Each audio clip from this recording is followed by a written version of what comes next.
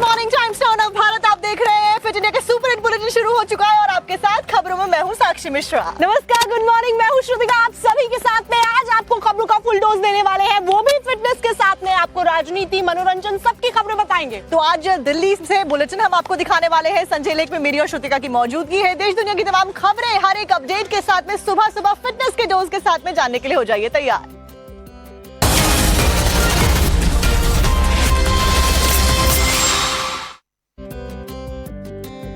तो बुलेटिन की शुरुआत करते हैं बड़ी खबर के साथ में। कल योगी आदित्यनाथ नोएडा में रहने वाले हैं क्योंकि इंटरनेशनल ट्रेड शो की कल से शुरुआत हो रही है। तो उनके द्वारा निरीक्षण किया जाएगा। कल प्रधानमंत्री नरेंद्र मोदी के द्वारा शुरुआत इस ट्रेड शो की कर दी जाएगी। इंटरनेशनल ट्रेड शो हमेशा से ही जो केंद्र है वो लोगों के लिए बना रहा है, ऐसे में कल से इसकी शुरुआत होने वाली है। उससे पहले निरीक्षण मुख्यमंत्री योगी आदित्यनाथ के द्वारा खुद किया जाएगा।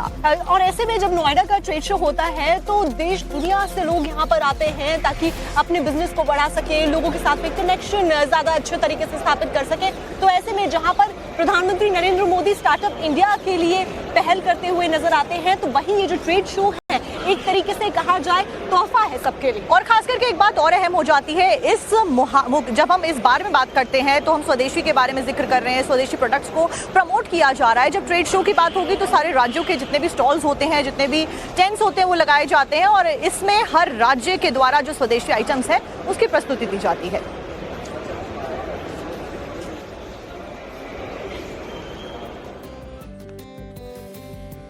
और अब बात राजनीति की कर लेते हैं क्योंकि बिहार में चुनाव होने वाले हैं। बस आप कहिए कि तारीखों का ऐलान बचा है और उसके बाद जो तैयारियां हैं वो और जोरों शोरों से होने लग जाएंगी। सबके बीच में आज कांग्रेस वर्किंग कमेटी की एक बड़ी बैठक बुलाई गई है। तो आपको बता दें CWC की बैठक में राहुल गांधी और मल्लिकार्जुन खड़गे भी मौजूद रहने वाले हैं। एक तरीके से पूरी तरीके से मंथन होने वाला है कि बिहार चुनाव इस वक्त किस रुख में जाने वाले हैं कांग्रेस पार्टी के लिए। तो तमाम जो प्रत्याशी हैं, जो कैंडिडेट्स हैं, कहां से किसको उतारना है, किसके ऊपर मोहर लगेगी, कौन सी सीट पर ज्यादा फोकस करना है, ऐसे तमाम मुद्दों को लेकर चर्चा होनी संभव है। सोनिया गांधी, राहुल गांधी, प्रियंका और तेजस्वी मौजूद रहने वाले हैं। महागठबंधन के तमाम बड़े नेता भी इस CWC की बैठक में मौजूद रहेंगे। सबको बता दें कि बिहार चुनावी साल है, तो ऐसे में सबकी नजरें टिकी हुई हैं बिहार की तरफ। तो महागठबंधन के लिए भी ये बड़ा साल माना जा रहा है क्योंकि इसमें घोषणा पत्र में कई बड़े ऐलान हो सकते हैं ताकि जनता को अपनी तरफ किया जा सके। इस सबके बीच में 3 तस्वीरें हम आपको दिखा रहे हैं, क्या कुछ तैयारियां हैं। और आज की अगर बात की जाए तो बेरोजगारी, स्वास्थ्य, शिक्षा से जुड़े हुए कई अहम बिंदुओं के ऊपर चर्चा आज होनी है।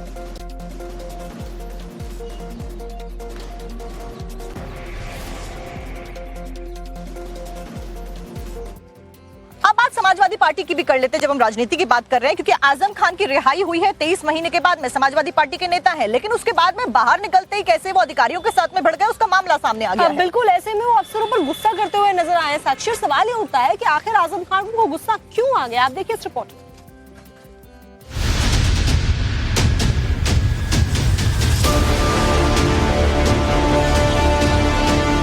ये इंतजाम है, आपने रास्ता रुकवा दिया, ये इंतजाम है, ये इंतजाम है, आपने रास्ता रुकवा दिया, ये इंतजाम है।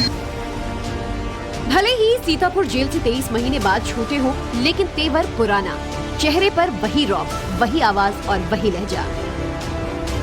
वाह, ये इंतजाम है, वाह, ये इंतजाम है। चश्मा लगाए गाड़ी की फ्रंट।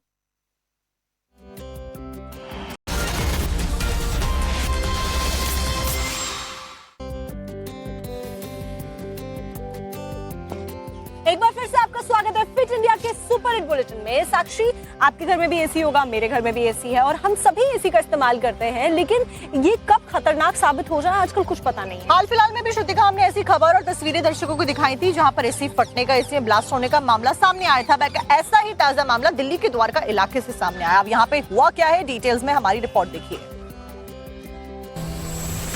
बहुमंजिला इमारत के इस अपार्टमेंट में आग की भयानक लपटें उठ रही और बिल्डिंग के आसपास अफरा तफरी मची है। फायर ब्रिगेड की गाड़ी सड़क पर खड़ी है। फायर फाइटर बगल की बालकनी से धधकती लपटों पर पानी डाल रहे हैं। दिल दहला देने वाली ये तस्वीरें दिल्ली के द्वारका सेक्टर 5 की है। यहाँ धौलाधार अपार्टमेंट के इस घर के अंदर अचानक एसी में धमाका हुआ। देखते ही देखते पूरा अपार्टमेंट जलने लगा। अपार्टमेंट में आग की खबर फायर ब्रिगेड को दी गई। फायर ब्रिगेड की टीम मौके पर पहुंची, लेकिन तब तक आग विकराल हो चुकी थी। रोड के बगल में होने की वजह से सोसाइटी के बाहर काफी भीड़ इकट्ठा हो गई।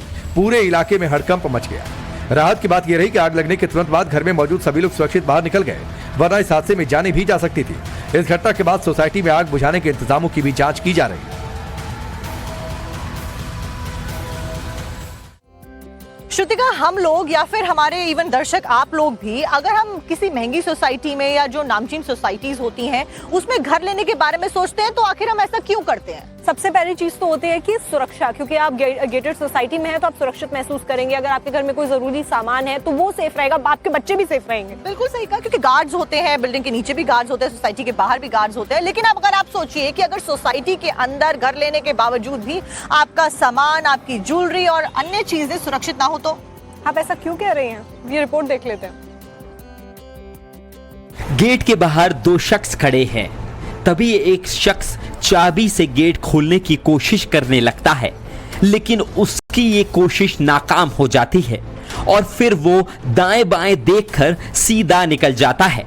चंद सेकंड बाद ही इन दोनों शख्स की वापसी होती है, लेकिन तभी एक शख्स की नजर कैमरे पर पड़ती है और तभी वो बगल में खड़े दूसरे शख्स को इसके बारे में इन्फॉर्म करता है और फिर फोन पर बात करते हुए ये दोनों लोग आगे की तरफ बढ़ जाते हैं। अगर आप हाई प्रोफाइल सोसाइटी में रहकर खुद को या अपने घर को सुरक्षित समझते हैं तो ये खबर आपको चौंका सकती है। ये तस्वीर ग्रेटर नोएडा के core city 7th Avenue society की है, जहां सफाई करने वाले शख्स ने एक फ्लैट पर हाथ साफ करने की कोशिश की। हालांकि वो अपनी इस कोशिश में कामयाब नहीं हो सके, लेकिन इस वारदात के सामने आने के बाद स्थानीय लोगों में भारी चिंता है, क्योंकि करोड़ों रुपए के फ्लैट्स में रहने वाले लोगों के घर भी सुरक्षित नहीं हैं। गनीमत ये रही कि चोर गेट का ताला ना खोल सके। अगर वे अपने इरादों में कामयाब हो जाते तो एक परिवार को बड़ी कीमत चुकानी पड़ सकती थी। इसलिए हाई सिक्योरिटी सोसाइटी में रहने वाले लोगों के लिए ये खबर बेहद जरूरी है कि अपने घर को किसी के भरोसे ना छोड़े और अपने आसपास मौजूद लोगों से भी अलर्ट रहें। साक्षी, नवरात्र चल रहे हैं और नवरात्र में भी सोना एकदम आसमान छू रहा है। दरअसल कारण ये है कि जो अमेरिकी टैरिफ है उसकी वजह से अचानक से गोल्ड की डिमांड में बहुत ज्यादा जो हाइप है वो देखा जा रहा है। रिपोर्ट में डिटेल्स देखिए आप। त्योहारी सीजन में सोना नई ऊंचाई पर पहुंच गया है। India Boolean and jewellers association के मुताबिक 10 ग्राम 24 कैरेट सोना 2159 रुपए बढ़कर 1,14,314 पर पहुंच गया है। वहीं चांदी भी 2,398 रुपए महंगी होकर प्रति किलो 1,35,267 रुपए पहुंच गई। इस साल सोना 38,152 जबकि चांदी 59,240 रुपए महंगी हुई है। गोल्ड की कीमतों में बढ़ोतरी की बड़ी वजह जानकार ट्रम्प के टैरिफ प्लान और व्यापार युद्ध के डर को बता रहे हैं। ऐसे में इन्वेस्टर सोने को सुरक्षित मानकर जमकर खरीदारी कर रहे हैं। अगर आप भी सोना खरीदने की प्लानिंग कर रहे हैं तो ध्यान रखें कि हमेशा ब्यूरो ऑफ इंडियन स्टैंडर्ड का हॉलमार्क लगा हुआ सर्टिफाइड गोल्ड ही खरीदें। सोने का सही वजन और खरीदने के दिन उसकी कीमत कई सोर्सेज से जरूर क्रॉस चेक करें। बिहार में अब युवाओं के लिए बड़ी खबर आई है, क्योंकि नीतीश सरकार ने यहाँ पर बम्पर बहाली करने वाले। दरअसल दारोगा के पद के लिए 1799 जो पोजीशंस हैं उनको निकाला गया है। 26 सितंबर से आवेदन की तारीख की जानकारी मिली है। तो ऐसे में ये बड़ी खुशखबरी बिहार के युवाओं के लिए है कि वो जा सकते हैं और आवेदन करें ताकि नौकरी को वो पा सके। साथ साथ पुलिस बल के लिए भी ये बड़ी उपलब्धि है, क्योंकि जितनी जगहें खाली हैं, जो पद खाली हैं, उनको भरने के लिए बड़ी संख्या में जो युवा हैं वो आने वाले हैं।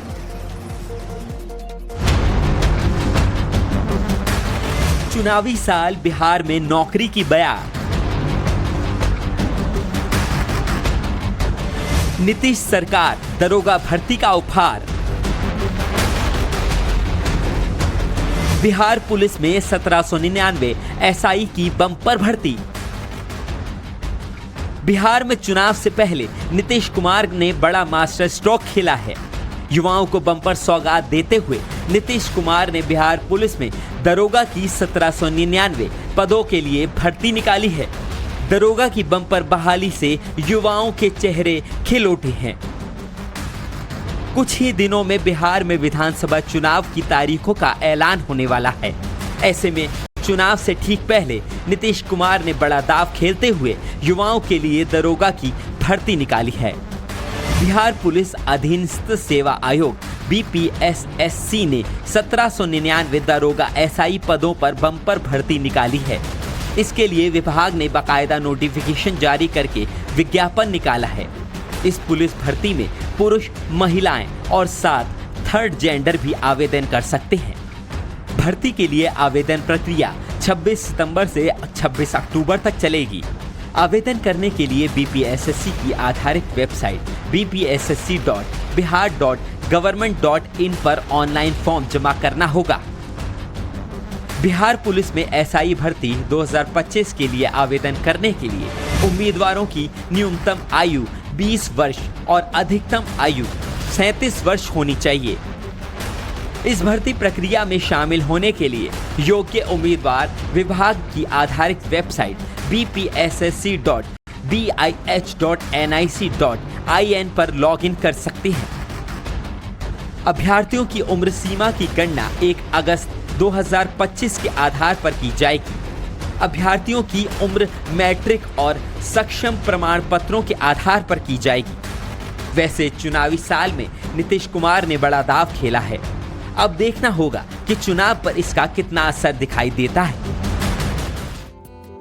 अब खबर आपको बताते हैं मुंबई से सटे कल्याण से, जहां पर एक अजीबोगरीब घटना होती है। दरअसल यहां पर एक नेता को, कार्यकर्ताओं को, कांग्रेस नेता जो बताए जा रहे हैं, उनको बीजेपी के कुछ लोकल कार्यकर्ताओं ने घेर लिया। और सिर्फ घेरा ही नहीं, यहाँ कांग्रेस के कार्यकर्ताओं को एक साड़ी भी पहना दी गई, वो भी बीच बाजार के अंदर। लेकिन ऐसा क्यों हुआ? बीजेपी वाले क्यों नाराज हो गए? आप देखिए इस रिपोर्ट में। फिर मुंबई से सटे कल्याण की सफेद पैंट शर्ट वाले जिस शख्स को लोगों ने घेर रखा है, वो कल्याण जिले के कांग्रेस नेता प्रकाश उर्फ मामा पगारे हैं। जो लोग पगारे को घेर कर खड़े हैं, वो बीजेपी के कार्यकर्ता है। अचानक दाढ़ी वाला ये बीजेपी कार्यकर्ता पैकेट खोलकर लाल रंग की साड़ी निकालता है। कांग्रेस नेता मामा पगारे को लगता है कि कुछ गड़बड़ होने वाला है, तो वो वहाँ से जाने की कोशिश करते हैं, लेकिन बीजेपी कार्यकर्ता उन्हें पकड़ लेते हैं। असली ड्रामा इसके बाद शुरू होता है। देखिए कैसे बीजेपी कार्यकर्ताओं ने दोनों तरफ से मामा पगारे का हाथ पकड़ रखा है और इस बीच एक कार्यकर्ता साड़ी निकालकर उन्हें पहनाने लगता है। कांग्रेस नेता मामा पगारे बीजेपी कार्यकर्ताओं को रोकने की कोशिश करते हैं, विरोध जताते हैं, लेकिन उनकी एक नहीं चलती। बीजेपी के कार्यकर्ता उन्हें जबरदस्ती साड़ी पहनाने लगते हैं। कमर में साड़ी बांधने के बाद बाकायदा मामा पगारे के सिर पर पल्लू भी डालते हैं और फिर उनके साथ खड़े होकर तस्वीर खिंचवाते हैं। लेकिन बीजेपी कार्यकर्ताओं ने कांग्रेस नेता को इस तरह पकड़कर साड़ी क्यों पहनाई, तो इसकी वजह इन्हीं से सुन लीजिए। त्या व्यक्तीने मोदीजींना साडी नेसवली होती आणि तो पोस्टर त्यांनी त्यांच्या फेसबुकला आणि व्हॉट्सअपला ठेवला होता।